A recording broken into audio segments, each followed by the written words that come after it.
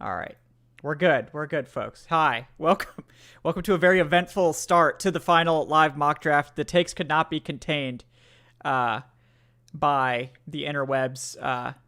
Apologies.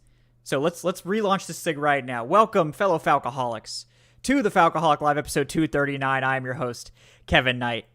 At Falcoholic Kevin, joined by my co-host Adnan Ikic. He is at Say Which Way, here to actually bring you our final live Falcons mock draft. So thanks for bearing with us. I don't know what happened. That's the first time Streamlabs has ever frozen on me at the beginning of a stream. But like I said, clearly the takes are just too much to be contained within one program. So we had to start a second one. But before we get started, exciting time. Want to welcome in, of course, Adnan Ikic, who I'm sure is still riding high off of last night's Hawks victory. Adnan, how are you doing? I'm doing fantastic, but even more so after that win, and hopefully even more so after tomorrow's win, after a very successful day tomorrow, hopefully for the Hawks and the Falcons. Um, I will be at the arena, so I won't be able to join, unfortunately, but I will be here through the weekend. But yeah, I am ready to tonight talk some Falcons football and, go through one final mock draft with all of you guys. And you know what? I'm ready. I'm ready for the draft. It's draft day eve, and tomorrow is always going to be a special day. Yeah, it's a very fun time of year, right? Where hope springs eternal. We have just so much optimism before the NFL season. The grind of it just sort of strips it away from us over time, and I'm excited to be able to enjoy this draft with you guys. As you know, we will be live on all three nights of the draft for our 2023 NFL Draft Party. We'll be going live on Thursday night at 7:30 p.m. Friday we'll be going at 7 p.m. and then Saturday we'll be back at noon. So lots of great takes, lots of great guests lined up. Obviously, Adnan has some Hawks obligations, so he will be joining us, I think, more on day 3 this year. But hey, it's a pretty good excuse. I mean, that was a pretty crazy buzzer beater. So it was a very exciting game. Yeah, let's deliver some takes. Let's get into some stuff. I know Adnan's gonna have to step away briefly here for a minute. So before we get to the live mock draft, Adnan, what are your sort of just general takes, I guess, about where we're at right now? We've heard a lot of stuff buzzing, a lot of rumors swirling around. Where are sort of you at this point in the process? So more than anything, always remember that it's silly season, especially at this point in the year. We see it every single year. We see a bunch of rumors, a bunch of stuff at the 11th hour being revealed. Some true, some not true, some completely like baseless, like made up things from teams just trying to blow smoke. We recall when the Niners traded up for Trey Lance, and they tried to make everyone convinced that they were going to take Mac Jones. Um, and some is just opposing rival teams releasing information to the media to try and hurt a player's stock. Like for example, one thing is C.J. Stroud. I do not believe for a second that he's going to be falling outside the top 7. I don't care what he got on his testing scores. I watched him slice and dice a UGA dynasty defense almost out of the college football play. He should have won that game, let's be honest, if his kicker makes that field goal. Another thing is the Falcons are apparently very heavily linked on Bijan Robinson. The Falcons apparently really want to trade back, but are afraid that the Eagles may get Bijan Robinson. I don't know if that's as baseless as some of these other rumors. Like, for example, the Will Levis stuff, I do not believe for a second he's going number 1 overall. Yeah, That yeah, would be very funny. I am rooting for that outcome, however. But yeah, yeah. I'm just warning everyone not to fall for it. Like we have watched the draft so many times and we have tracked so many drafts in our lives, not just on the show, but just us as football fans. This happens every single year, more so in the last 10, 15 years with the influence of social media.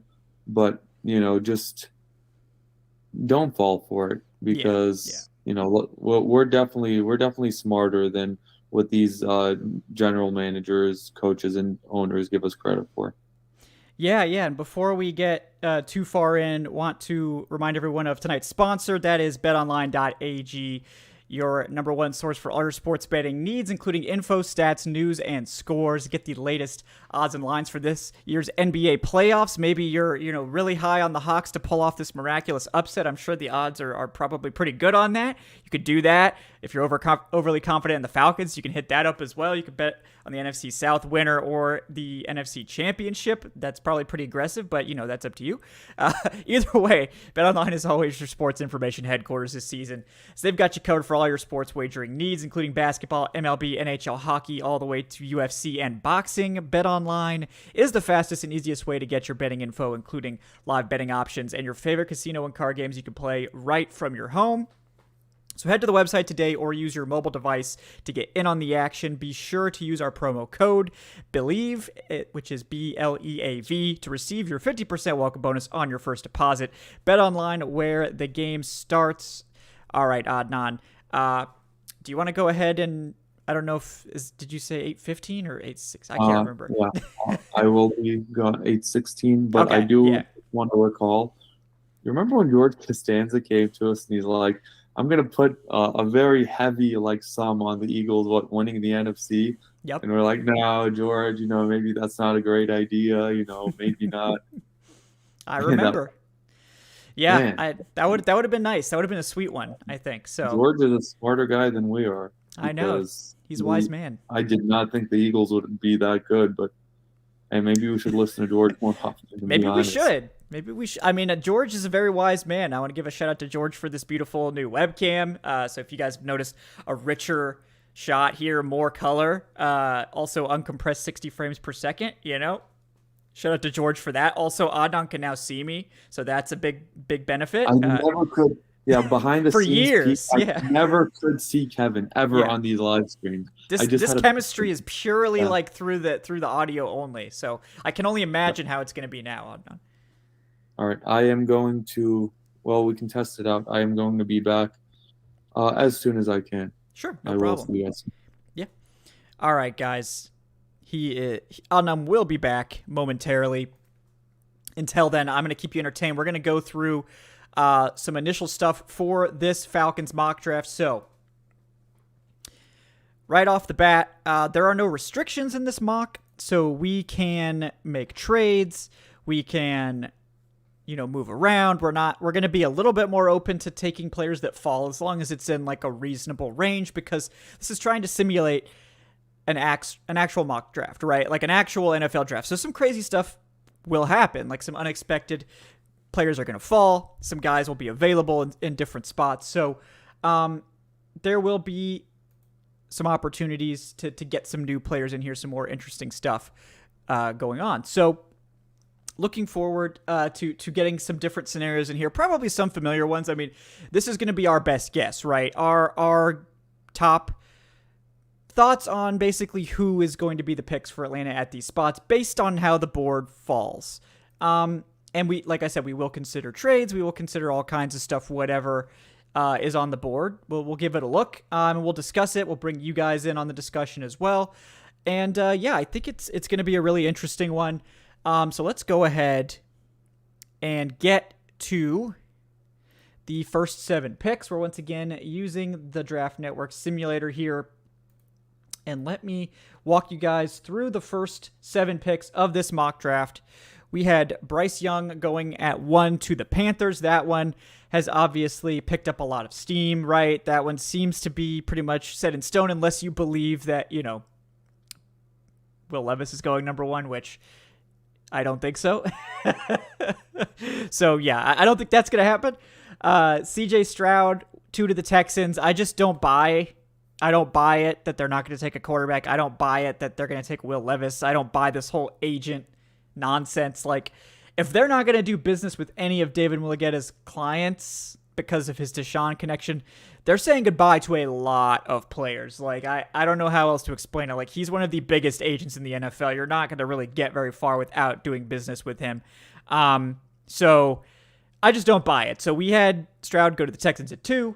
At 3, I think the Cardinals are obviously trying to trade out of this pick. Like I've said before, the AI will not trade with itself, so we haven't. The Cardinals do pick at 3 here. And I think Will Anderson is still the guy they're going to go with. It'll either be Will Anderson or Tyree Wilson. I think, or I guess Devon Witherspoon has picked up some steam there late. Paris Johnson today was like a topic, but I think it's probably going to be Will Anderson. And then at 4, the Colts go with Will Levis. That is one I think is legitimately like something we could see happen. I think I think the Colts are enamored with Will Levis. It's not where I would go, but I think it's where they'll go. Jalen Carter to the Seahawks at 5. I do think the Seahawks would be tempted by Anthony Richardson and a quarterback, but we're not trying to get too crazy with this top 7. So we'll have the Seahawks going Jalen Carter. I still think that's a good spot for him. Christian Gonzalez to the Lions at 6. That's one that I think could also be Devon Witherspoon, but I think it's probably going to be a corner there. And then we have the Raiders at 7, passing on a quarterback because I do think Josh McDaniels is that type of guy that would be like, actually, Jimmy G is really good, and we don't need to take Anthony Richardson. And they pass and take Tyree Wilson just in front of the Falcons, which would be really crushing on draft night, but I would prepare for it because I really think there's a less than a 50% chance that Tyree Wilson is there for Atlanta. So in that scenario, we are left with some interesting players left here for the Falcons. Devon Witherspoon, the corner, obviously one we're going to be considering when Adnan gets back. Talk to him about that one. Anthony Richardson at quarterback is here, and that could give us a chance to trade down to someone looking for that quarterback. We also have Paris Johnson Jr. and Peter Skoronski on the offensive line.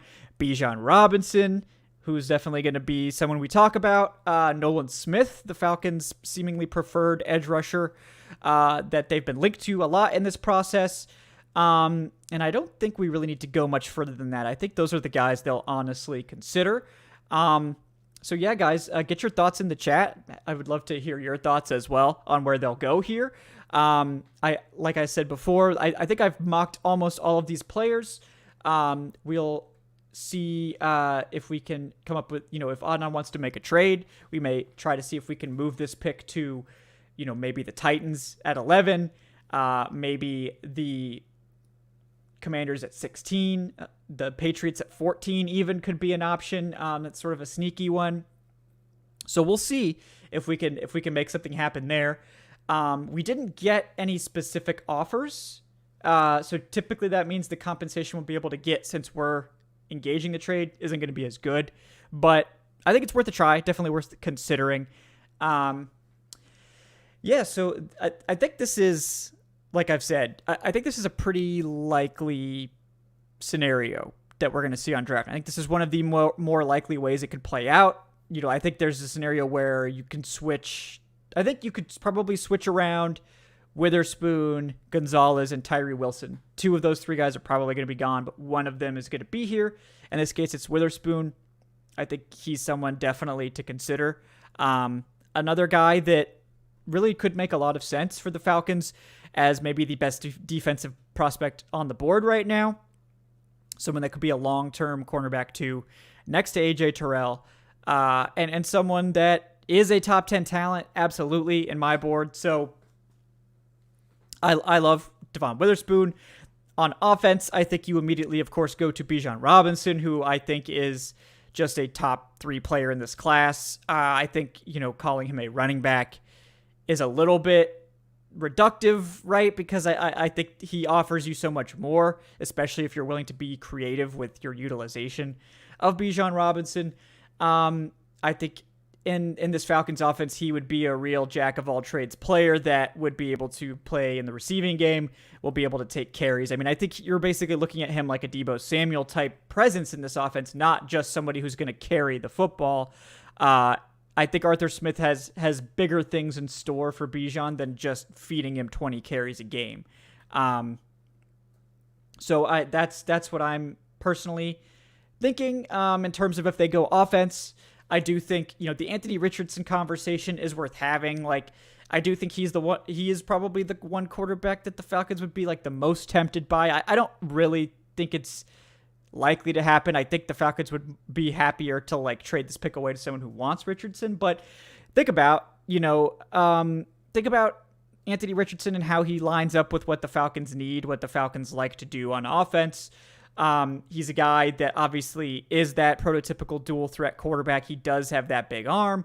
He does need some development. He's not as far away as a lot of people think. I do think that Anthony Richardson is more, he's not raw in the sense that he doesn't know what he's doing. He's raw in the sense that he just doesn't have a lot of experience, and I think that he needs more reps.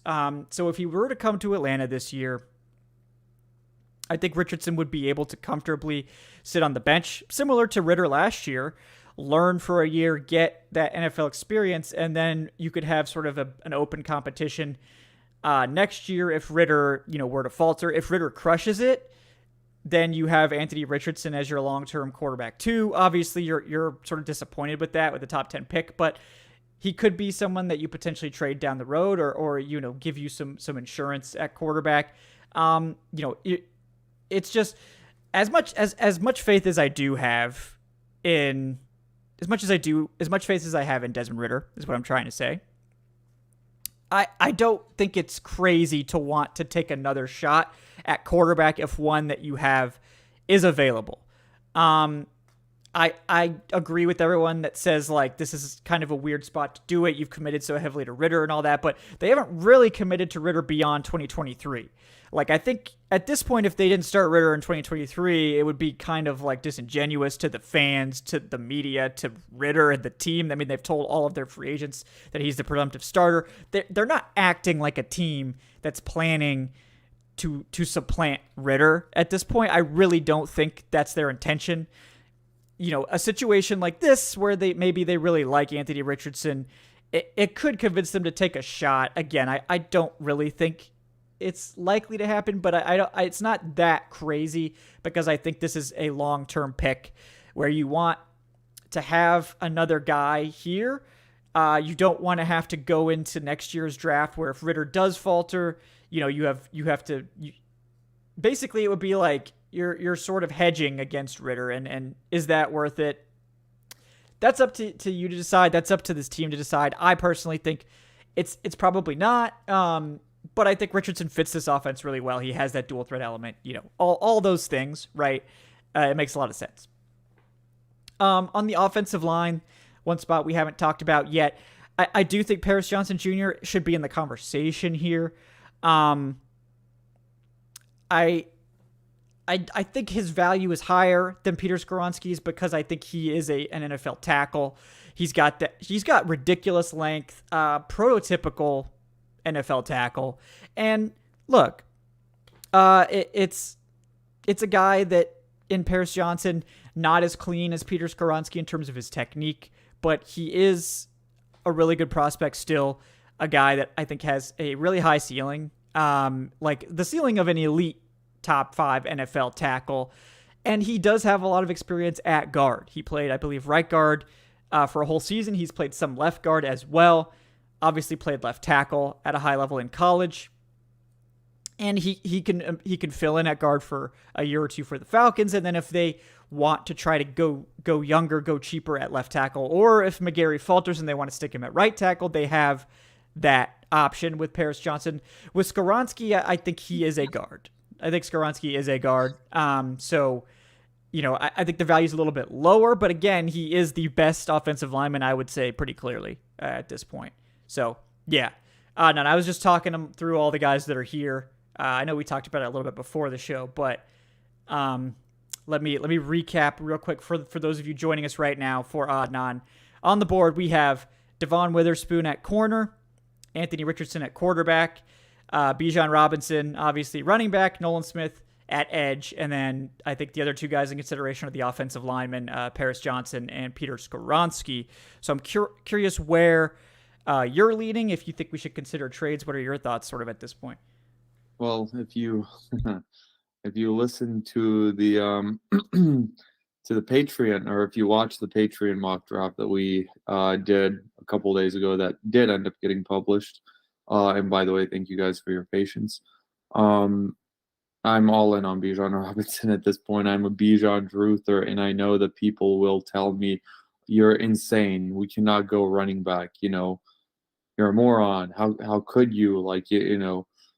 It's the positional value isn't there, but I don't care. This is BPA. This is best player available.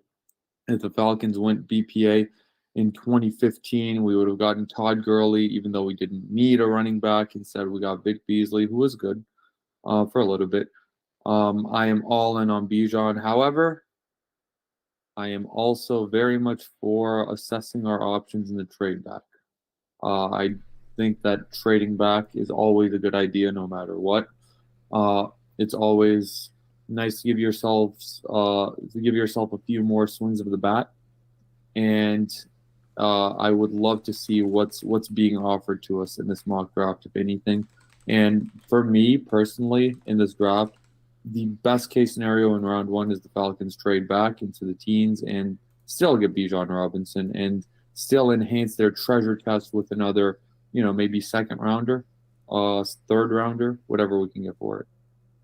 Yeah. I mean, I think the thing at this point is is someone looking for that quarterback, right? Like with Anthony Richardson still here, I think he's one of the more intriguing ones, particularly for a team like the Titans, who is probably who I would be calling, because I think we risk less by going just a few spots down. Really, if you're trying to get Bijan, which sounds like you are, and honestly, I am too. I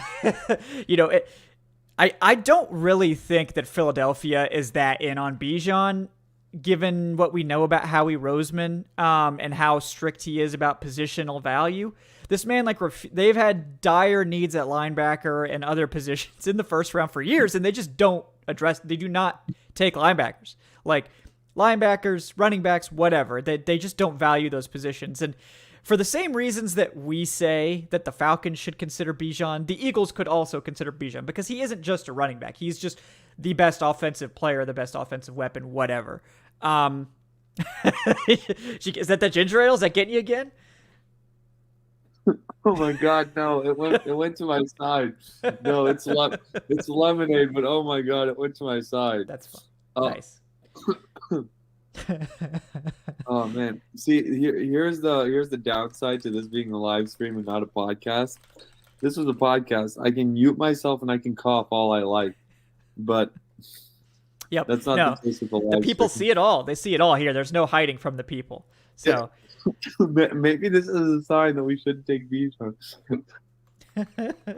Maybe it is. But all right, well, let's look into some trade. Let's look into a trade scenario with the Titans real quick. All right, let's do this.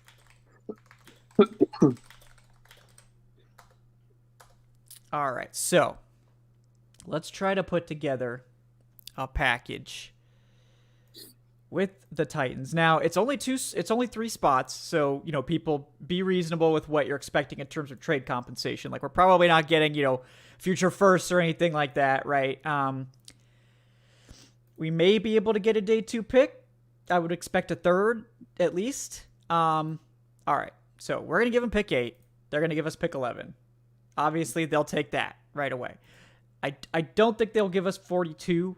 That's probably too much to just move 3 spots. But I bet we can definitely get 73.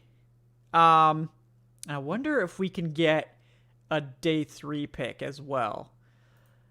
149, probably not. That's their 5th rounder. Let's see.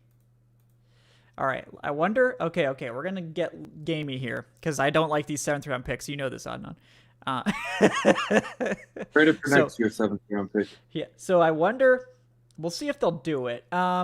If we can do 8 and then pick 224 and 225, which are our 2 7ths, 4, 11, 73, and 149, which is their 5th. Or I think it's actually 72 and 148. Whatever. But yeah, it says it's pretty likely to be accepted. We can see. We'll see if they'll do it.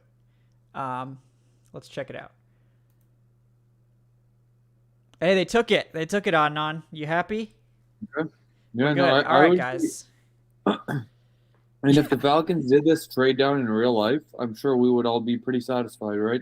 You go down 3 spots, you're still going to have a really really valuable prospect on the board because 3 quarterbacks are off the board right now. And, you get an extra day 2 pick. You get an extra 5th round pick. But the thing is, I think in real life, if they are moving up for Anthony Richardson, we weren't going to do it in the simulator. The simulator wasn't going to accept it. I think we could easily get a more valuable pick in the 3rd rounder just because of the quarterback tax. Because we would lead Tennessee on to believe that we are assessing trade downs with other teams looking to trade up for a quarterback. And I think whenever a quarterback is in question, then at the very least, I think we will be able to coax a 2nd round pick out of them. Yeah, yeah, exactly. And like the simulator, it doesn't like it captures like the raw value of the picks. It doesn't capture like the specific stuff, right? Like the little nuances of like, oh, a quarterback fell that we weren't expecting. We need to make sure we get this guy, that sort of stuff. So like it doesn't fully encapsulate that. That's why it's just a simulation. But I agree with Adnan. Like we move back just 3 spots. Bijan Robinson, Nolan Smith, and Peter Skoronski all still here. I think those are all guys the Falcons have in their pod, right, as Arthur Smith said, of like top guys that they want. And like if you go back 3 spots, say they had, Bijan, Nolan Smith, Devon Witherspoon, all in their top pod of guys that they wanted to draft. That means that you'll get one of those 3 guys no matter what if you move back 3 spots because there's only 3 picks, right? Or maybe I did the math wrong, but you know what I'm saying. Like you'll have a very good chance to get one of those 3 guys because you're only moving back a few spots. If you go further down, maybe you get a better pick back. Maybe if you do go to like 16 with the Commanders, you get a 2nd rounder, but you're risking that player that you really like. Like you're risking losing Bijan or Nolan Smith or whoever it might be. Just out of curiosity, in this mock draft, who went 8, 9, and 10? Yeah, let's find out. I don't actually think they took Anthony Richardson, which is really funny. Yeah, they traded up for Paris Johnson, but that's not that crazy either. They really do need an offensive tackle. So I think it would be for Richardson, but go ahead. Yeah, so the Titans went Paris Johnson at 8, so they traded up for the top tackle. That made the Bears go Broderick Jones at 9, get the next tackle. That's probably going to spark a big tackle run here, actually. And then the Eagles take Devon Witherspoon at 10, which that's a no-brainer. That's a great pick for them. They would probably be all over that. So we still have – yeah, go ahead. We still so those aren't guys that we were really consider – or those Witherspoon probably, but yeah. Yeah, Witherspoon, yeah, but Skoronski and Bijan are still on the board. And Nolan Smith, too. And Nolan Smith. Is anyone offering any trades to us? No, there's no more trade offers. Okay. So yeah, for those of you just joining us, we picked up, and in exchange for moving back 3 spots and getting rid of our 2 7th round picks, you're welcome. We picked up the Titans 3rd rounder and the Titans 5th rounder. So we get back our day 3 pick that the Falcons had lost in the Jeff Okudah trade. We get that 5th rounder. We get another one. And we get a, mid 3rd round pick as well to give us another bite at the apple.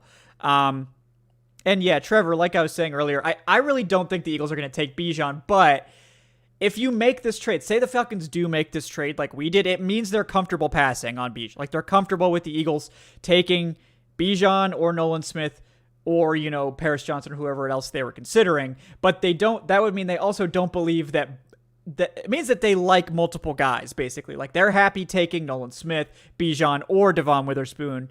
And they have all those guys in a similar ranking, so they're sort of comfortable taking the risk to pick up the additional assets. That's the risk when you trade back. I don't really think the Bears or Eagles will take Bijan, to be completely honest with you. I just don't think they will. But there is obviously a chance that it could happen. So it is what it is. I know who I want to drop here. We're taking Bijan, guys. We'll talk about it as the simulator runs for the rest of these picks. But I think this is the most likely pick by far. This is a home run scenario too for the Falcons. if they go back, if they move back a few picks, get an extra day 2 pick, get an extra, even an extra fifth rounder for those sevens, which are kind of worthless, and then they still get Bijan Robinson, who's the BPA. I think that would be a home run scenario. And like I said, in my opinion, in this scenario, if it plays out in real life, and the Titans really want to trade up, I feel like we could get a second rounder out of it. Yeah, exactly. It could be better. The compensation could be better. And like, I think the Falcons doing this like full court press for Bijan is to make teams really think that they like don't want to move down. Like they're comfortable taking Bijan. They don't want to risk losing him. And that might, be like, look, they're playing hardball with the pick, right? They're like, oh yeah, like we're not like we're worried about losing Bijan, so you need to come with a good offer or we're not going to consider it. So yeah, before we make our second round pick and we get to who's available here, let me read off some donations. We got Guy Fieri, aka Solera. What's up? Welcome back, man. Haven't seen you in a minute. He says, hello everyone. I've been missing because I've been undercover, finding a way to lock Terry Fontenot in the closet so we can finally trade back. Terry's a lot harder to snag than TD. He keeps 3 cell phones in his back pocket. Wish me luck tomorrow. Yes, good luck on that, Solera. Godspeed. I really love that running joke. I feel like it was a bit underrated. Yeah, that was a good one. Tommy Dimitrov being locked in the closet, so that he doesn't trade up, and he escaped the closet. He did some MacGyver stuff, So the call is coming from inside the war room. Yeah, I like that. That was a fun bit. Yeah. That was a very fun bit. Yeah. The only reason why I'm sad that Dimitrov is gone is because now that bit is gone too. But you know what? That as the years pass, we'll figure out more bits. Yeah, we're gonna add. There'll be more bits. Don't worry, guys. We got more. Like we're not running out of takes yet, so don't worry about that. Let me also read off Corey's $5 donation. Thanks so much, Corey, man. Really appreciate that. He says no trades. This is his ideal mock. Skaronski at 8, Darnell Washington at 44, Tank Bigsby 75, 110 Ricky Stromberg, the center from Arkansas, underrated player. Jonathan Mingo 113. If he falls that far, that'd be sweet. And of course, Bumper Pool and Stetson Bennett, aka the goated 7th round picks from the Patriots. I love how after this we will be intently watching the 7th round and just to see, and Stetson Bennett. Yep, just because. Can you imagine the reaction if we actually take one of those guys? We just nail it and they take both of those guys, and we're just like hashtag. We'll get our own hashtag profit moment. It's not just Aaron Freeman anymore. All right, thank you, Corey. Really appreciate that, man. All right, let's get into the second round where we do have some interesting players here, right? We got a lot of like Dalton Kincaid fell, Darnell Washington fell here, Drew Sanders, the linebacker from Arkansas, Anton Harrison, the tackle from Oklahoma, Trenton Simpson. Let's see who else we got. Let me check. We'll go through the list. At corner, Clark Phillips, DJ Turner. Definitely guys I'd consider here, but not anyone I'm like. I mean, I love DJ Turner, but I don't know if they're gonna if they want another corner that bad. At edge, BJ Ojolari, Felix Anudike Uzoma, Tuli Tupulatu, Isaiah Foskey. All 3 of those guys I really like. Those are definitely ones I'd consider here. Interior, it's Siaki Ika and Gervin Dexter. I think that's a little early for any of those guys. Offensive line, Joe Tippmann, Luke Whippler, Steve Avila, all still here. I think those are all guys certainly to consider in this range. Like I said, at linebacker, Drew Sanders, Trenton Simpson, Jack Campbell. Offensive tackle, Matthew Bergeron from Syracuse is a guy I think people should probably pay more attention to as a potential guard convert at the NFL level. He's someone who I think could be a really, really good NFL guard. He's definitely someone to keep an eye on at this spot. And a Senior Bowl player, right? Senior Bowl standout. That's absolutely right. So, safeties, a lot of the safeties are still here. So I feel like I have taken like Sidney Brown here in the past, but I feel like we could probably wait on safety. I already told you guys about Dalton Kincaid and Darnell Washington. I think Darnell Washington would really tempt Arthur Smith. Like really. Go balls to the wall offense with that. Yeah. And then at wide receiver, Jalen Hyatt, Marvin Mims, Cedric Tillman. Again, none of these guys I would like sprint to the podium for at this point in the draft. So to me, I'm sort of looking at like interior offensive line, edge, maybe corner. Like a Bergeron, or perhaps like a Joe Tippmann or Luke Whippler or Steve Avila on the offensive line, I think could be good picks here. The edge rushers, like I think like Tuli Tupalatu would be a good one if they're looking for that bigger end. But where are you thinking, Adnan, at this point? I'd be leaning toward Bergeron. Like you said, he was a standout at the Senior Bowl. We know how much this team values the Senior Bowl. I think they took 10 players who participated in the Senior Bowl in the last two drafts, which is an insane amount. It figures out your left guard conundrum, and he's someone where I can definitely see Bergeron possibly going, late first round even. So I think the value would be there a bit. Yeah. Other than that, Anton Harrison is deemed by the simulator to be the best player left on the board. If you want to go straight BPA, that's another really good tackle option. And then I don't think you could go wrong with edge either at this point. But, yeah, like Drew Sanders, kind of interesting.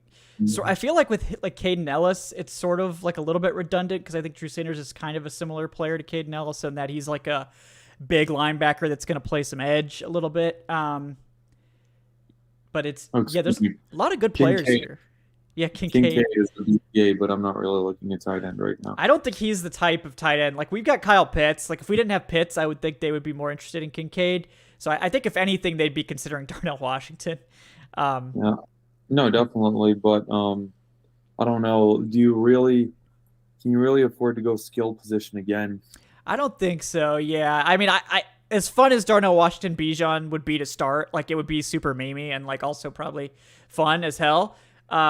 We went with the Bijan skill guy. I think they need to start addressing the trenches, and I also would side with you. I think Bergeron here is a good fit. I think he can play guard, and he does. It's with him. I think guard is his best spot at the NFL level, but unlike a guy like his length isn't that big a concern like Skoronski. It's definitely below threshold, but it's not like an inch and a half below threshold like it is for Skoronski. So he does have maybe tackle potential as well.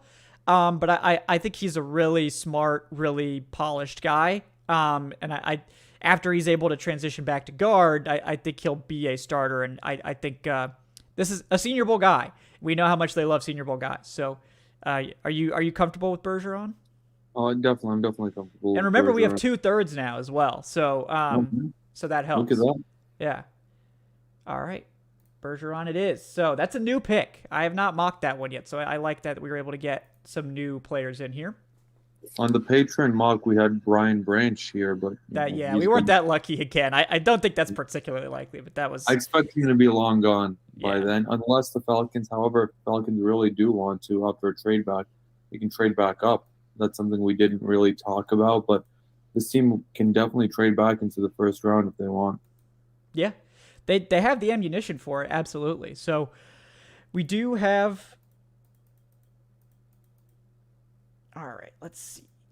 So, let's see in terms of. All right, so we'll just go through. I know it's saying that Anthony Harrison, Drew Sanders, and Trenton Simpson are all still here. I think those guys are long gone at this point.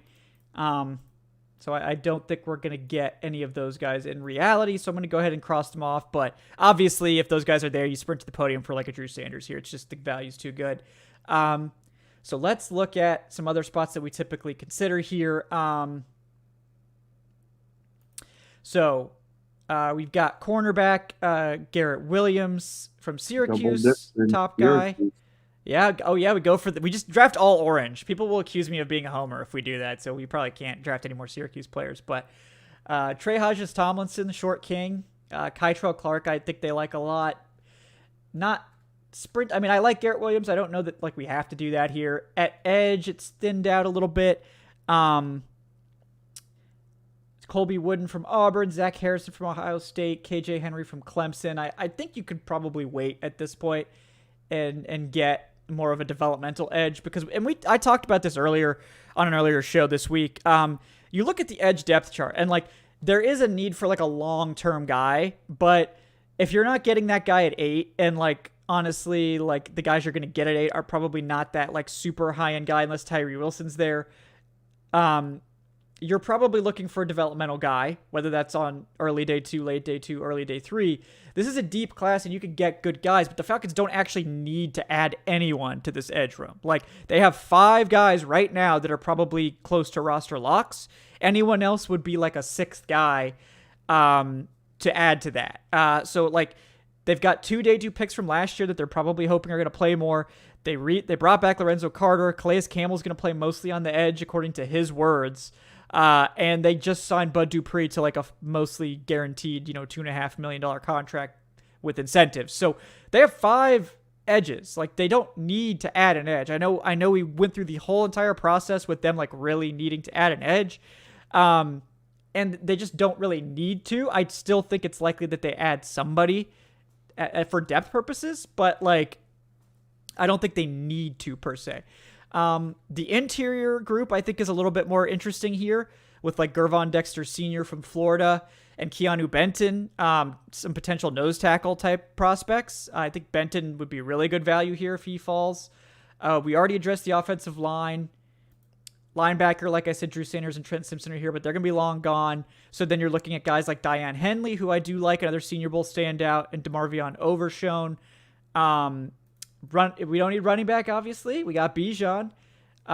Safety could be a spot here too. Sidney Brown, Jamie Robinson are 2 guys that I think the Falcons are targeting for sure. At tight end, Sam Laporta is still here. I think he would tempt them a lot. Sam Laporta screams Falcons tight end to me. I don't know what else to say about that. But also, we probably just need to draft Jonathan Mingo, for being honest. So I was just going to say, I think Mingo is always the mock player at this point in the draft. It's just so obvious. Like, Rashee Rice is still here, but to be honest with you guys, I have Jonathan Mingo ahead of Rashee Rice on my board. I know the simulator doesn't have him there, but I do think that Jonathan Mingo was ahead of Rashee Rice on a lot of draft boards, including mine. So I think they probably would just take Mingo here, but we do have another 3rd rounder coming up. So should we just go ahead and do Mingo and then come back for the next one? Yeah. Yeah, pull the trigger on Mingo. That one is just, it's such a layup. I feel like if he's there, I just think they're taking him. All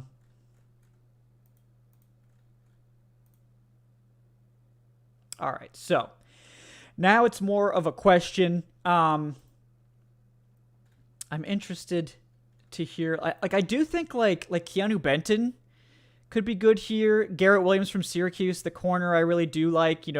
Orange homerism notwithstanding, he's actually just really good. I don't love the edge guys as much. I think maybe we go edge with one of our 4ths. We try to pick up more of a developmental type guy.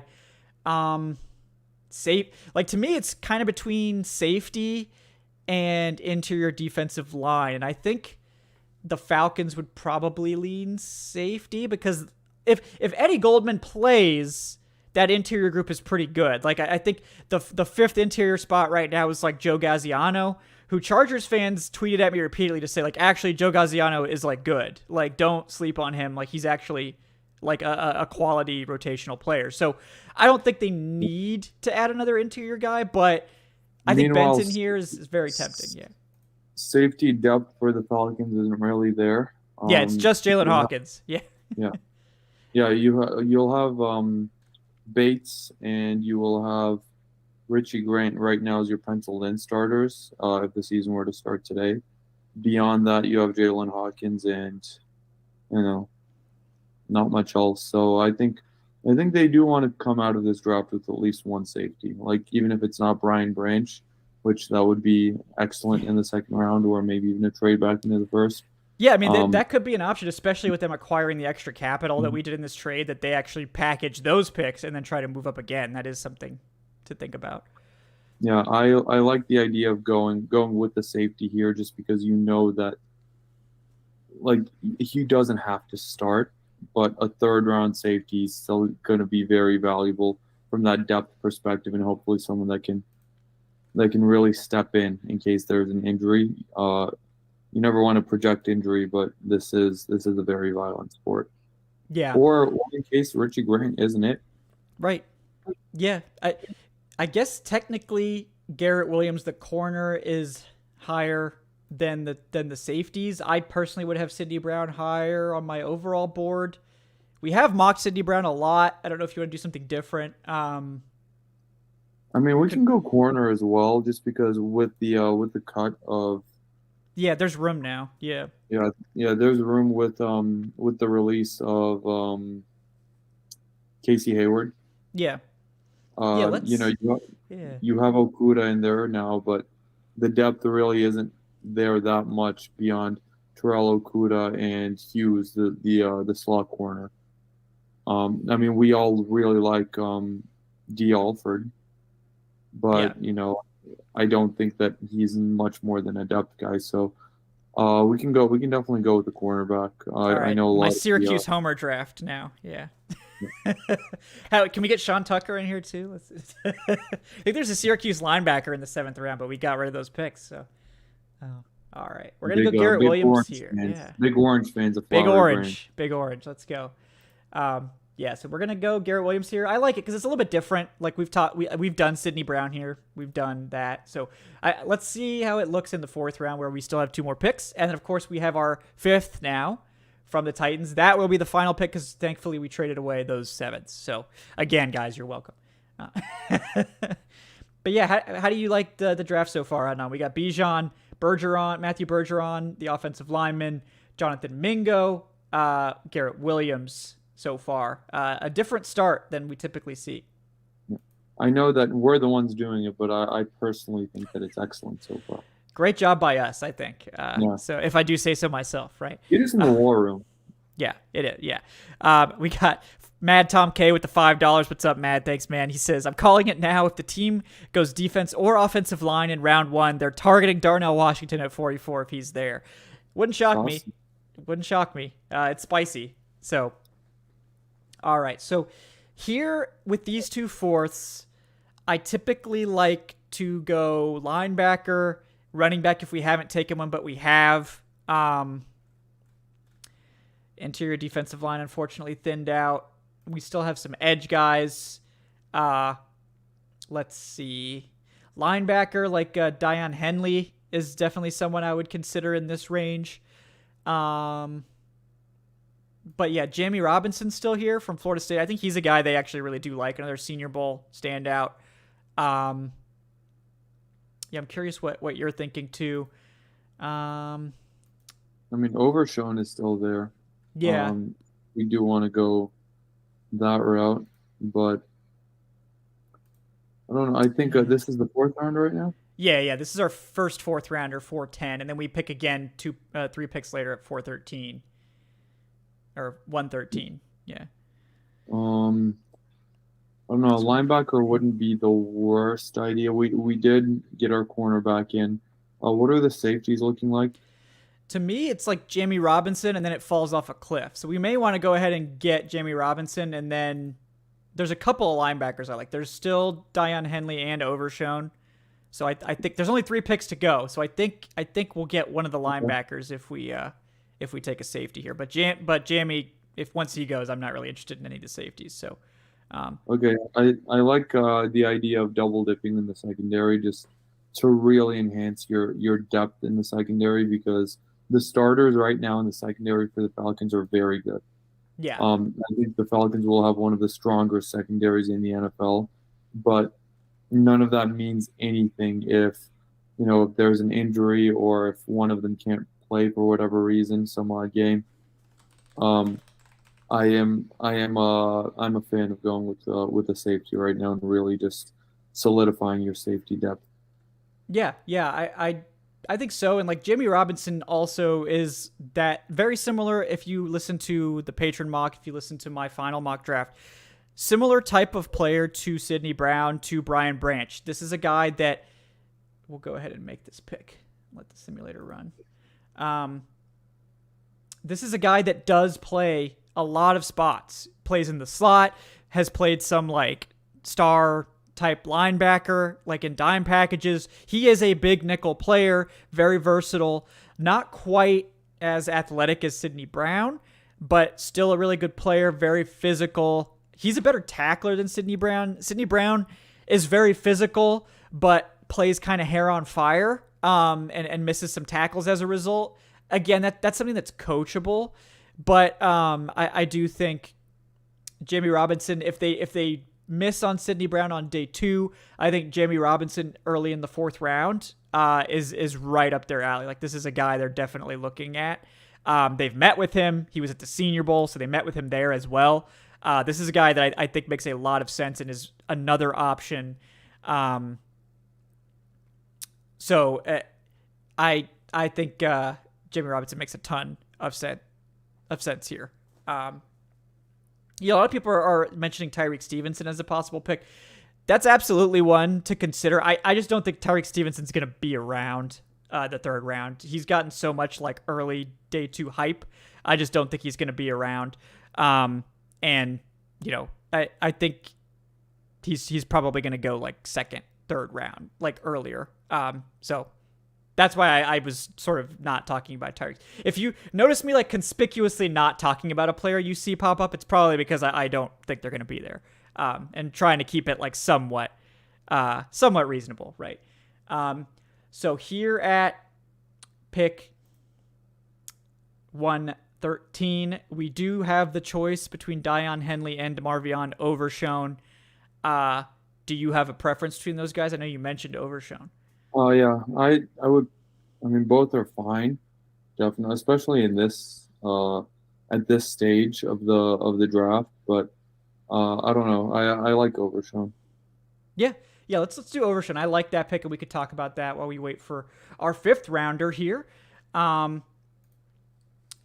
Overshown is a very like unique guy. Someone that I think is like a really good player. And also sort of a unique talent, right? He has a unique body type. He's a former safety, so he's really good in coverage, and the Falcons don't really have that like coverage specialist linebacker right now. And he's got that huge frame. Like, he's like almost 6'4", I feel like. Now, but he's in like the mid 220s. Yeah. And he runs like he's like a crazy athlete too. So this is a guy that is just a good player, but yeah, what do you think about Overshown? Why do you like his fit in Atlanta?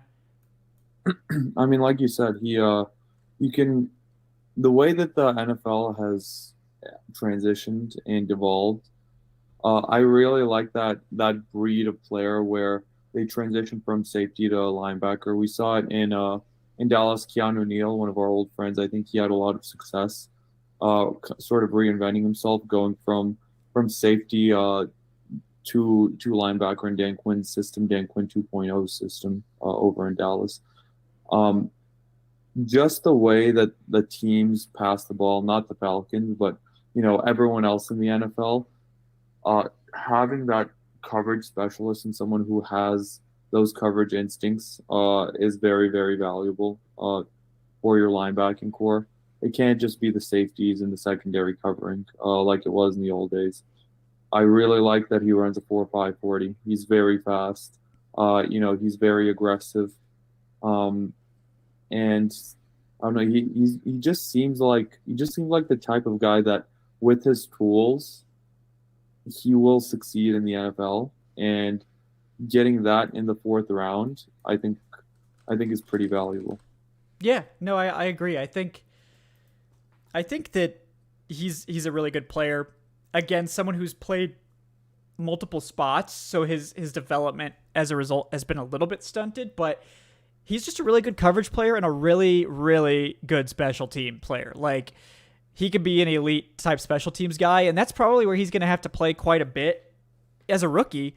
But the Falcons really value that. We've seen it before, right? They gravitate towards those special teams guys. They love those guys. They just kept, in my opinion, Kaderil Hodge over Olamide Zaccheaus because of the special teams aspect of it, and the run blocking. And the run blocking. Yeah. And I mean, Hodge is actually your best special teams player, statistically. Legitimately.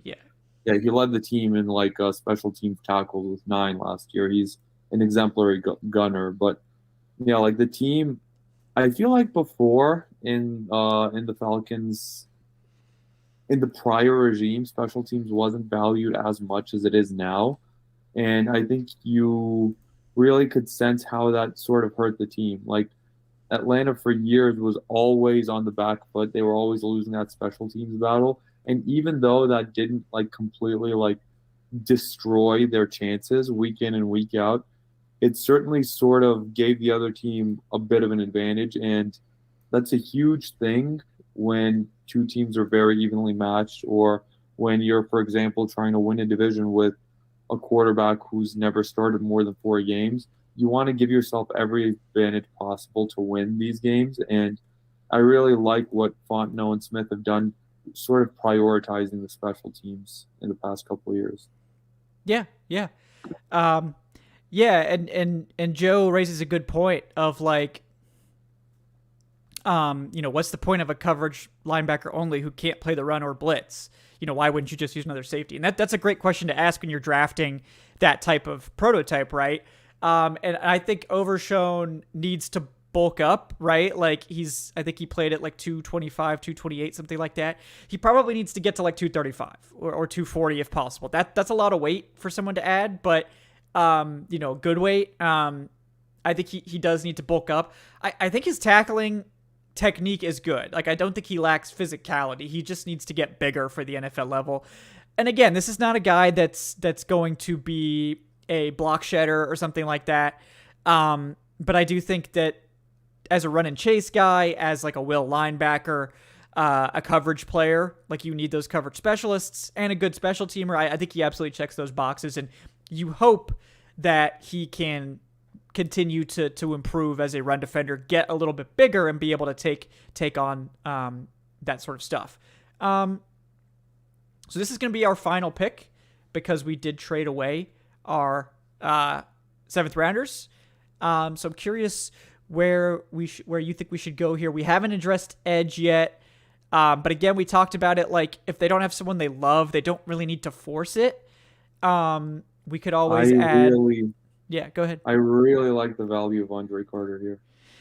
This would be like a good spot for him. Like when he was going like in the 2nd round and stuff like that, that was way too rich. But this is actually an interesting one because 5th round, isn't it? Yes, this is like the mid 5th round. So like you look at a guy like Andre Carter, and didn't test great. But he does he's over 6'4", 6'4.5", terrific arm length, really good change of direction, like lateral mobility. And he didn't test out very well, but I do think he has some explosiveness to him. But the thing with Carter is like he got worse this last year in college, and guys that get worse in their final college season, they just scare me a lot. But he does sort of have that body type that you think that Fontenot would sort of be interested in. I like guys like DJ Johnson from Oregon, who the Falcons have met with. Moro Ajomo from Texas. Tavius Robinson from Ole Miss, another big-bodied guy, are probably guys that I lean to more, even though they're lower on the board. We could also consider adding another guy to the receiving core. Puka Nacua from BYU. Andre Yosevich is still there from Princeton. I don't know if Tyler Scott really falls this far, but there's still guys like Bryce Ford Wheaton. So that could be an option. I don't love the tight ends here, really. Yeah, I sort of think it's either an edge guy or another wide receiver prospect to me.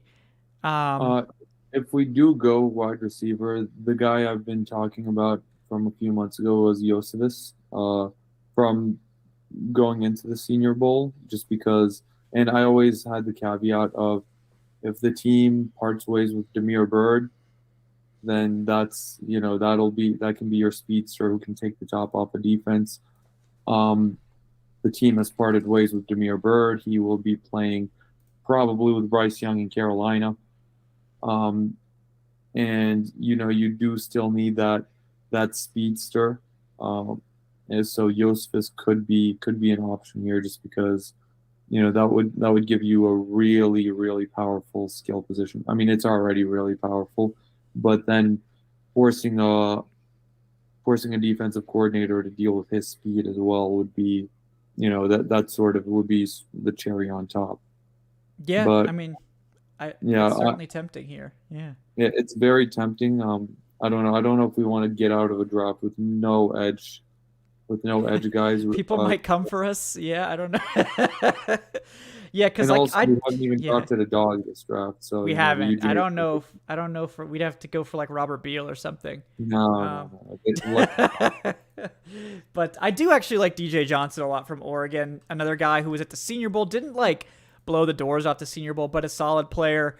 I think a guy with good length, right? Over 33-inch arms, 33 and a quarter inch arms, 6'4", 260. This is just a guy that like right away is just going to be an NFL ready power rusher who can play the run like just really well. Like he's just ready to play the run. I think that he has a lot of upside at the NFL level. He just has a lot of power. And I think that he's a good player, but he has his warts, right? Not necessarily the most elite athlete or like the best production or whatever, but someone who's interesting. I think he was like in the high 8s in terms of RAS or something like that. Other edge guys we could consider, like I do really like Tavius Robinson as a developmental edge. I've taken him before. He's 6'6".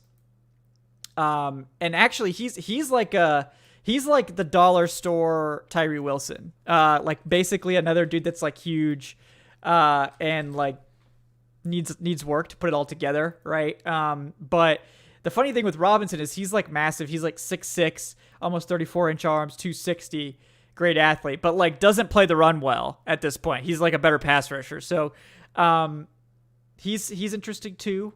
But I'm curious which one of those guys you like, or if you'd rather go the Josephus route, or I don't know. If we're looking at edge, my top guy right now would be Carter. But I mean, I'm fine. Like, whatever. I'm perfectly okay with any of those guys, to be honest with you.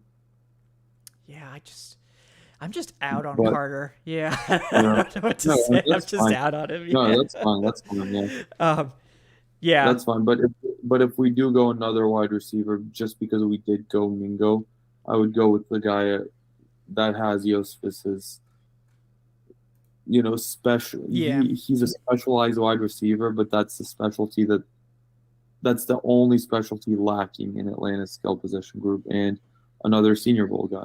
Yeah. There's also like Josephus is a good one. Bryce Ford Wheaton, same thing, like big speedster. Matt Lander, same thing, big speedster. But I think Josephus is the one that I like the most out of that group as well. So yeah, if you people will get really mad if we don't take an edge, so we should probably go with the edge. I mean, there's Wharton there as well at edge. He's the other best guy available. Oh yeah, there's oh no, Isaiah McGuire's here. I'm trying to make sure this is the right player that I'm thinking of. Isaiah McGuire. Pretty sure this is the guy that I'm thinking of.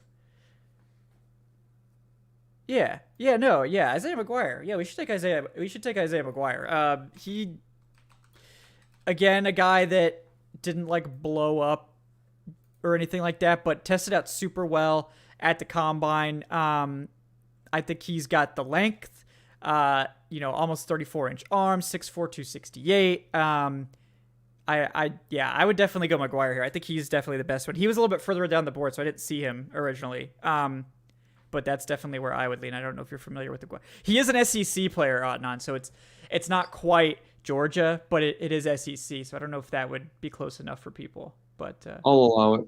Okay, we'll allow it. Yeah, I don't know if he'll actually be here. I was surprised that he's actually on the board, but Isaiah McGuire is good. Like I do think he's like an early day 3 type of talent, and someone who I think is certainly a guy that you would love to stash. A guy that I don't know like how the Falcons are going to stack up their roster at this point, right?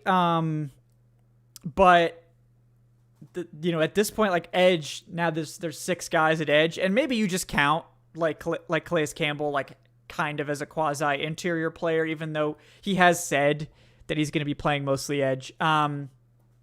He's probably still going to play some on the interior, so maybe that's how you make the roster math work. It doesn't really matter. But, yeah, I like this draft class, Adnan. We got Bijan Robinson after a trade back with the Titans to 11. Then at pick 44, the second round, we took Syracuse offensive lineman Matthew Bergeron to play guard for us, potentially maybe play tackles at some point in the future. At pick 72, which is the pick that one of the picks we acquired in the trade from the Titans, we took the old standby wide receiver Jonathan Mingo from Ole Miss, who just makes too much sense for the Falcons. At pick 75, the Falcons' original third-round pick, we took cornerback Garrett Williams from Syracuse, so the orange love continues. Then at pick 110 in the fourth round, safety Jamie Robinson from Florida State can be that big nickel guy, help the safety depth. Pick 113 in the fourth round, linebacker DeMarvion Overshown from Texas, a guy that has visited with the Falcons, definitely makes a lot of sense for what they're looking for. And then with our last pick we acquired from the Titans in the fifth round, pick 148, I believe it is. We took edge rusher Isaiah McGuire from Missouri to bolster the depth there. What do you think about this draft as a whole, Adnan, now that we've tied a bow up on our best predictions here? I liked it. I enjoyed the selections. I think the Falcons come away with 3 starters. You know, the Arthur Blank, I want 3 starters in the draft. And Bijan, of course, BPA. Bergeron will slot in as your day one left guard, presumably.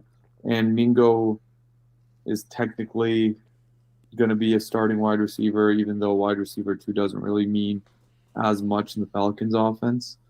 You got Wilson and Robinson to completely bolster your secondary depth. Those guys are your direct second stringers.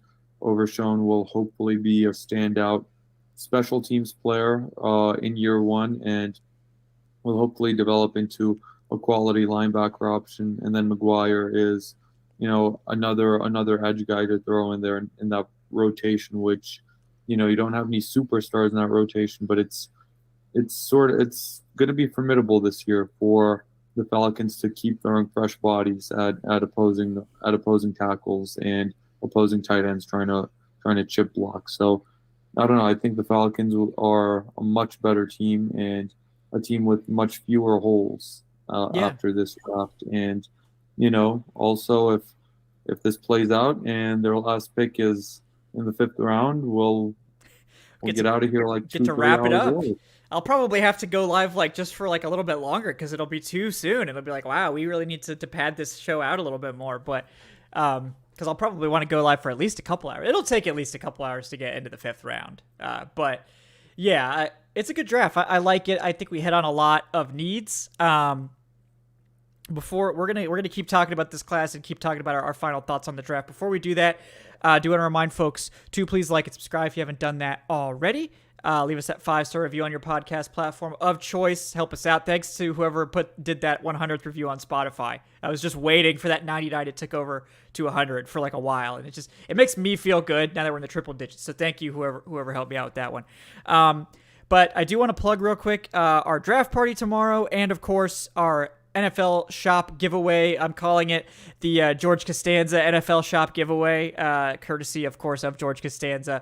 We'll be giving away 3 $50 NFL shop cards throughout the draft and a 4th card for our patrons. That's exclusive to the patrons there. On day 1, of course, we'll have the $50 card, day 2, $50 card, and day 3 as well. And then on day 3, we'll also announce the winner of the patron giveaway. All you need to do to get in on these giveaways, 3 easy steps, right? So first of all, you need to subscribe to the channel on YouTube. So if you're here, real easy, because you can't actually chat in here without subscribing, because if any of you remember, we were getting porn bots like crazy, like so many. So I had to turn on subscriber chat. That seems to have basically eliminated all of those guys, but it does mean that you have to subscribe to be able to actually input the text you need to join the giveaway. You also need to join our community Discord server, the link to which is in the show description. It's also going to be flashing up on the screen here from time to time, because that's how we're going to get in contact with you to give you the gift card. So you need to make sure you're signed up on the Discord as well. And then you need to actually be present to enter the giveaway in the chat. And then, of course, be here when we award the prize so that we can make sure we get your Discord username and like get the card to the right person. But those, just stay tuned. We'll be announcing that stuff during the draft. It won't be like at the last second of the draft. So like, don't feel like you have to stay like the entire time. Like we'll make it clear, like, okay, we're going to enter now. And then like, you know, the giveaway will be at this time. Like we'd like it if you like stayed and hung out with us the entire time, but you know, you don't have to, but we do appreciate everyone for that. Yeah, I do think we hit on a lot of the trends in this one, Adnan, where at this point, I think that the Bijan thing, it feels like Drake London last year. And like last year, you'll remember, like I was like beating the drum for Jermaine Johnson. Like, no, I don't believe the Drake London thing. I think we need to go get edge and all this. So it's kind of funny that like I've completely changed tune. It's like, no, like I want Bijan. No, forget it. Like I've been convinced that Bijan is right. We've been talking about it.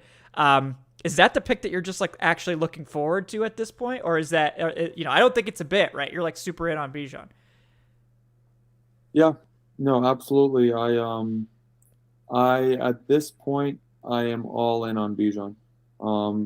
I honestly would say it feels more like 2 years ago to me, with Kyle Pitts, where at the beginning of the year or at the beginning of the draft process, we were talking about Kyle Pitts ad nauseum because George Costanza kept forcing us by he kept tipping, and you know we kept talking about Kyle Pitts, and to this day I say that nobody, you know, on the internet, on Falcons, nobody around the Falcons covered Kyle Pitts more than we did that off season. Yeah. But I remember Kyle Pitts. It was the same conversation. It was, all right, this guy is a freak. This guy is amazing, but he's a tight end. Like, there's no way you take a tight end that high. It would be, and it ended up being the highest picked tight end of all time. And it's like, all right, you know, he's going to be late first, mid first, or mid to late first in the draft process. And then, you know, some time kept going, and, you know, you sort of felt, all right, no, there's no way. Got to go quarterback. You got to go defense. No way you're going to get a tight end. That's more time passed. And it's like, okay, well, you know, he's rising up the draft boards. We're still talking about him because George is still making us talk about him. And, you know, then one day it just clicked. And it's like, yeah, no, this dude is really good. And it doesn't matter what his position is because he is the best player maybe in this draft, right next to Trevor Lawrence. And for me, it clicked after his 40. Because it's ridiculous for a tight end to run a 4.4 40. Yep. And, you know, then lo and behold, the Falcons had a lot of holes, and Arthur Smith and Terry Fontenot said, you know what, we're going BPA. And they took Kyle Pitts. I don't think taking Bijan Robinson is as crazy as taking Kyle Pitts in the top 5. Because it's the same thing again. It's like running back, no way. Some time passes, more time passes, and it's like, well, he is the best player available, and you know who cares about position if you can get that sort of value. So yeah, I'm in on Bijan. Like it's not a bit anymore. It was a bit. It was originally a little bit of a bit. Yeah. Yeah, it was a little bit of a bit because we used to talk about him every show, and people would get mad, and it would be. But no, this dude is really, really good. Like this dude is special, and this dude is a weapon and a playmaker. On the team that has a very young quarterback, and he can do for Ritter what Michael Turner did for Matt Ryan in 2008. And yeah, I'm looking forward to it. I think my prediction is Bijan's going to be a Falcon, and you know I'm going to celebrate if and when that happens. Yeah, I mean, like people that are against the pick because of positional value and team building reasons and all that, like you're not like wrong. Like I want to be like clear, like those things are like valid, like those are reasonable concerns to have. It doesn't make you like a hater, but I just like it upsets me that like we're in a place in the NFL, and other people have tweeted this out and talked about this. It's like, we're in a place in the NFL where like a special talent like Bijan, who is like really one of the best players in college football, one of the most exciting players you could see on a football field at this point. We're like, people are just like dunking on him and like trying to make it like, oh, how dare you draft this guy, this amazing player, this special talent, because he's a running back. And it's like, I hate that. Like, this is such a good player. This is such a fun player. We should be talking about getting this guy into an offense and like, you know, building around him and all this fun stuff. And it's like the discourse has gotten so toxic around running backs that it's like, oh, how dare you talk about a running back in the top 10 and like, you're a fool if you do this.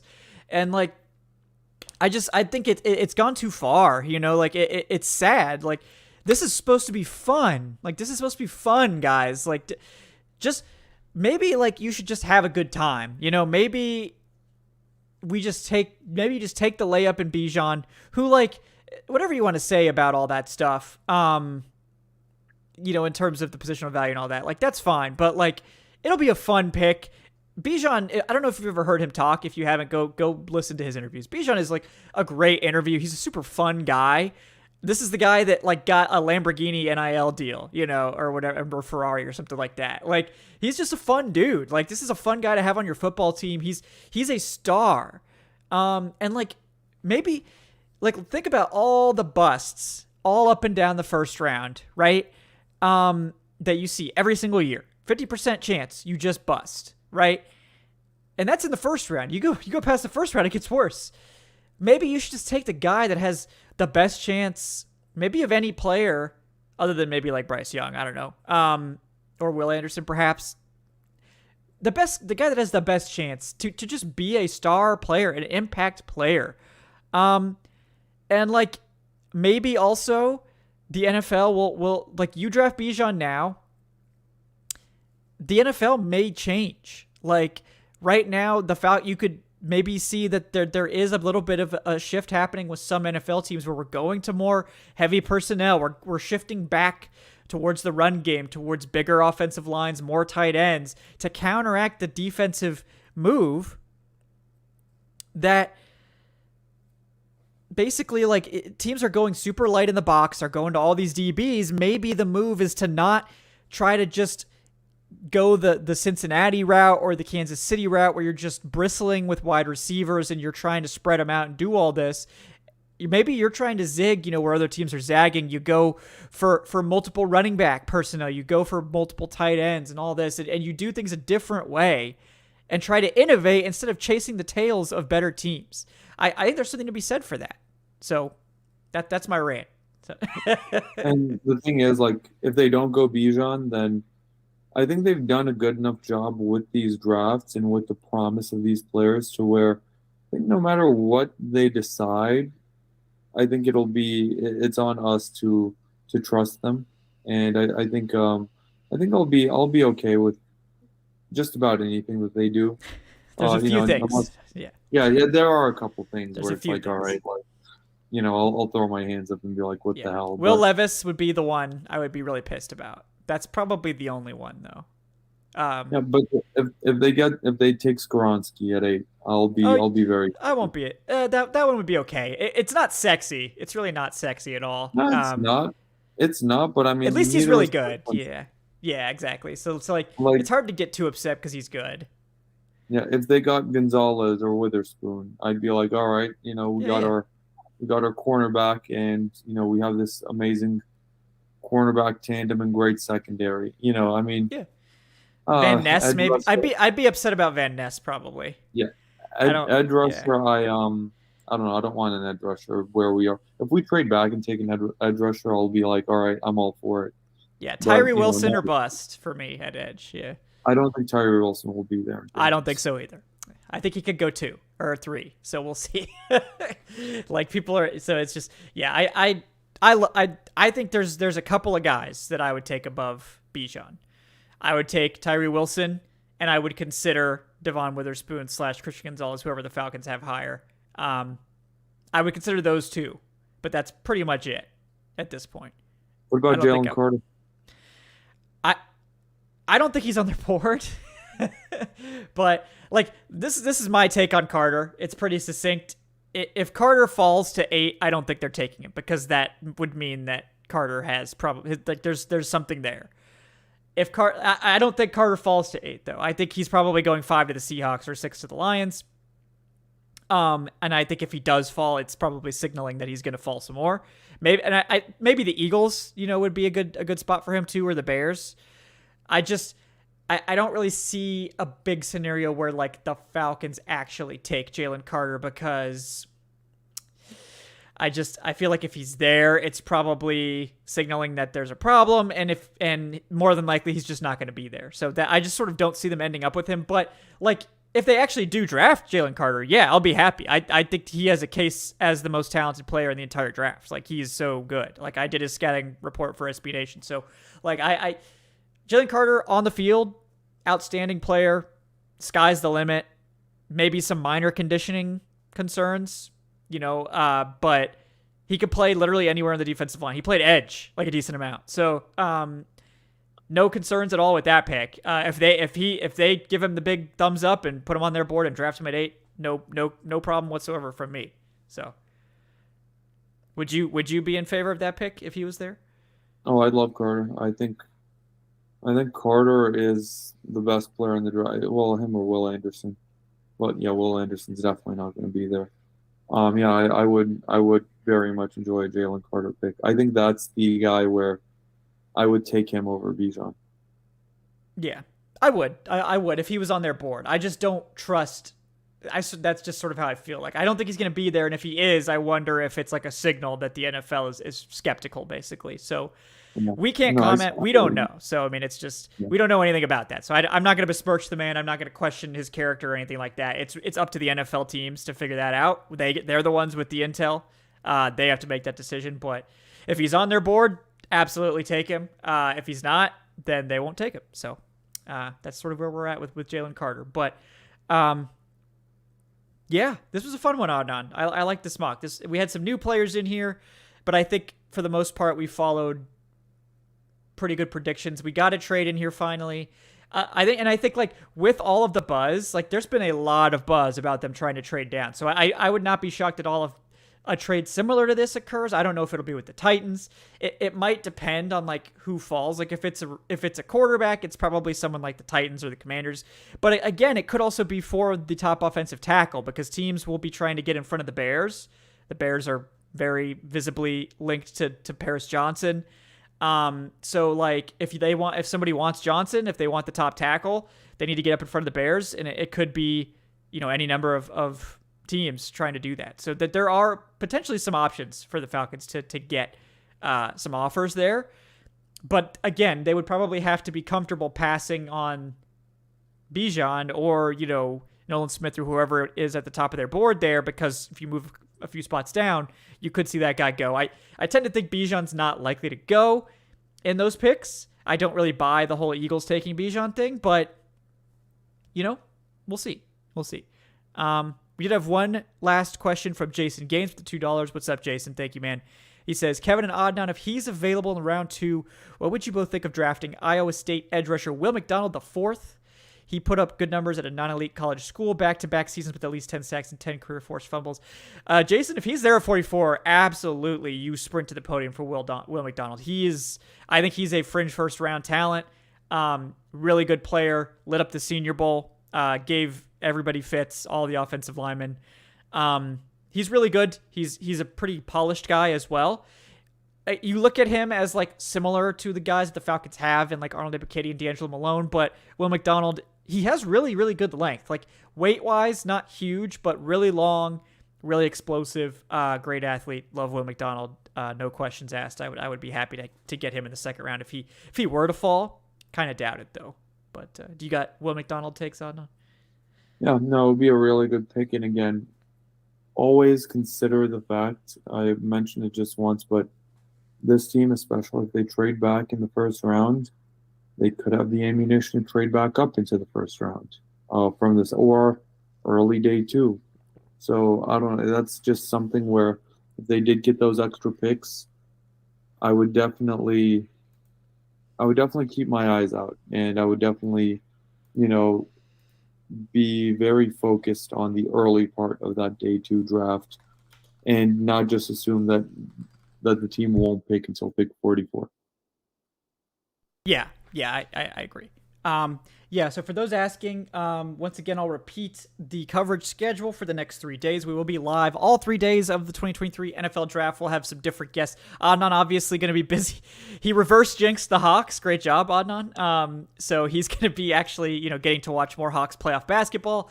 Let's go Hawks. I can only hope. Yeah, I can only hope that it's as exciting as, well, maybe a little bit less exciting. Like a nice, comfortable win would be nice, right? But come on, we know that's not going to happen. This is Atlanta sports we're talking about. So, Adnan will be out tomorrow and Friday, but we'll get on in here for day 3. We'll definitely have a lot of people, a lot of people coming on, still figuring out the exact schedule. But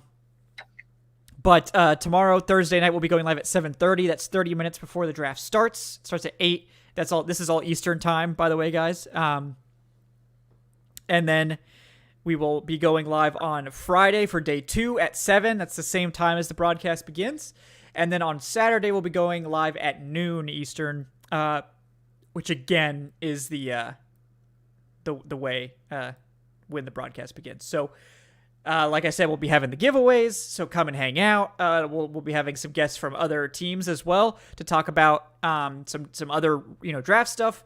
Because we're going to talk about the Falcons a lot, obviously, but at a certain point, we'll be in the dead period between picks, and we'll get some takes on some other draft classes, some other players that are out there.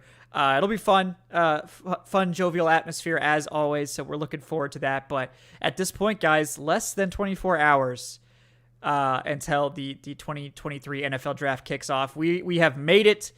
We are there. So enjoy your draft eve, your final evening before being resigned to accepting Bijan or whoever else the Falcons pick at the top. We will see you then. Before we take off, I want to thank my co-host Adnan Ikic at Say Which Way. Adnan, anything you'd like to plug before we take off? I'd like to plug the Falcoholic. We are on our game regarding the draft, not only the coverage with the show, but on the website, check out thefalcoholic.com, where you'll find anything and everything you want draft related, and we'll be writing up all of those picks in real time, and we will be doing our best to to pump those out as soon as possible for you guys and to get that discussion started. We will on Saturday be pumping out those picks. We will have our undrafted free agent draft tracker that Evan Birchfield does such a great job of every single year. And then, of course, in the days and weeks afterwards, we will be, doing a lot of analysis, doing a lot of pondering, doing, a lot of talk about what the team looks like. And then before you know it, the schedule will come out. Before you know it, mini camp will start. Before you know it, we'll be right back to training camp, and we'll be starting over again, just as we always do in the NFL cycle. Yep, the cycle is endless, but it is fun. It keeps things fresh, keeps things moving, and even when we've been in the darkness for a long time, Adnan, we've been in the darkness since 2017, essentially, and I think we can see the light at the end of the tunnel. I think legitimately this year we're not going into the year predicting 7-8 wins. I think we're gonna be coming in a little higher than that. That's my thoughts at this point. So exciting times, guys. The draft is gonna be a lot of fun. Make sure you join us tomorrow night. All your written content at thefalcoholic.com. Check out the podcast, Dirty Birds and Brews, on Spotify, Apple Podcasts, wherever you get your podcasts, part of the Believe Network. So shout out to those guys as well. And of course, you can follow me, Kevin Knight, at Falcoholic Kevin. Join the Discord, follow the show at Falcoholic Live on the Twitters. Check out our Patreon if you want to support us. Really appreciate that. Also automatically enters you into another $50 giveaway. That's patreon.com/Falcoholic Live. Like, subscribe, leave that 5-star review, all those great things. We really appreciate that, guys. It helps us to beat the algorithm overlords. Thank you for that. But we'll be back. We'll be back tomorrow night, 7:30, folks, for the 2023 NFL Draft. It's finally here. Exciting times. So we'll see you then, guys. And just a reminder, tonight's show, was presented by betonline.ag. So thanks to those guys for their support. We appreciate that as well. Everyone, try to sleep. Try to have a good night. We'll see you not bright and early, but, bright and peppy at 7:30 p.m. Eastern for day one of the 2023 NFL Draft tomorrow. Have a great night, folks.